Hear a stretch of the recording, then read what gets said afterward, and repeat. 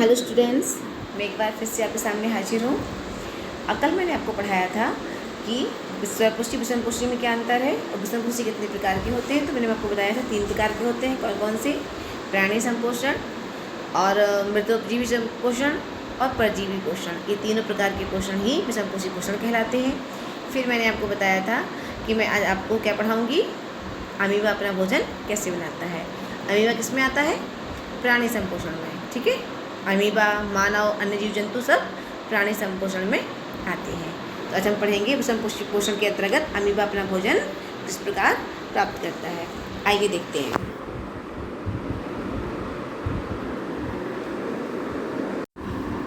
Amoeba क्या है, पहले हम लोग ये जान लेते हैं। ठीक है,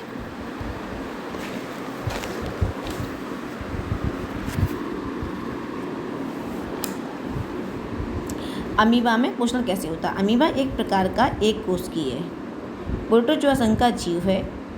अमीबा में पोषण यानी न्यूट्रिशन एक प्रक्रिया के माध्यम से होता है जिसे हम फागोसाइटोसिस कहा जाता है, कहते हैं। ठीक है, अमीबा एक सूक्ष्म जीव है। इसे हम अपनी आंखों से नहीं देख सकते। इसको लिए देखने के लिए हमें तालाब का पानी लेना होगा, जो आप माइक्रोस्कोप पर एक स्लाइड पर रखेंगे। माइक्रोस्कोप से आप देखेंगे कि सूक्ष्मदर्शी से देखने पर ही हमें अमीबा दिखाई देता है। यह ज़्यादातर तालाब के पानी जैसे स्थानों में रहता है।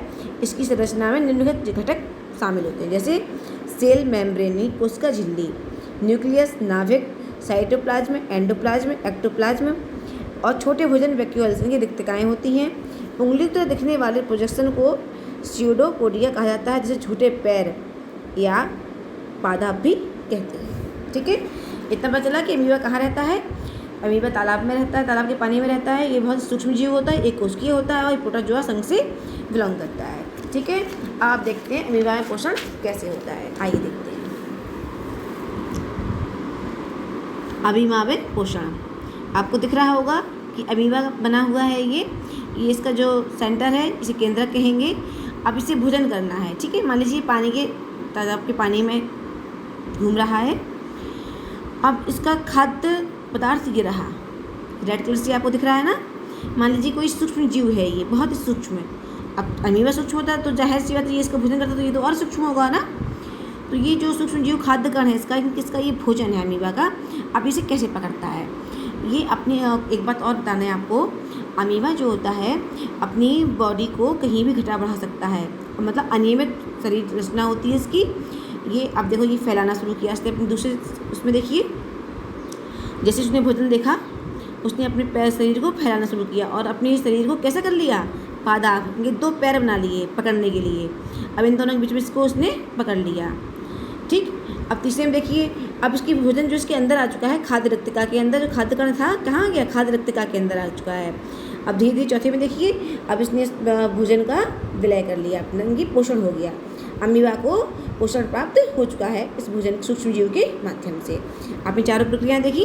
पहली, इसने खाद्य पदार्थ देखा, दूसरे से खाद्य पदार्थ को अपने पादाप से पकड़ा, खाद्य रक्तिका ने भोजन को पचा लिया और जो एक्स्ट्रा पदार्थ बचता है वो धीमे धीमे धीमे क्या हो जाएगा, सतह की ओर आ जाएगा। आइए हम इसको डिटेल में जानते हैं। अमीबा भोजन को अपने पादाप की सहायता से घेर लेता है। अभी आपने देखा था, है ना।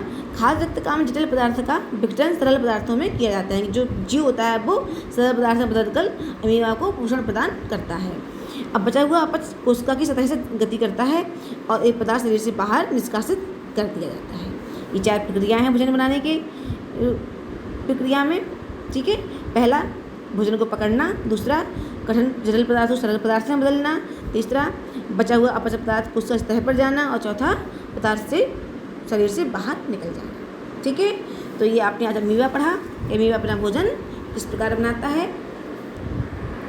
कल हम पढ़ेंगे मानव में पोषण कैसे होता है।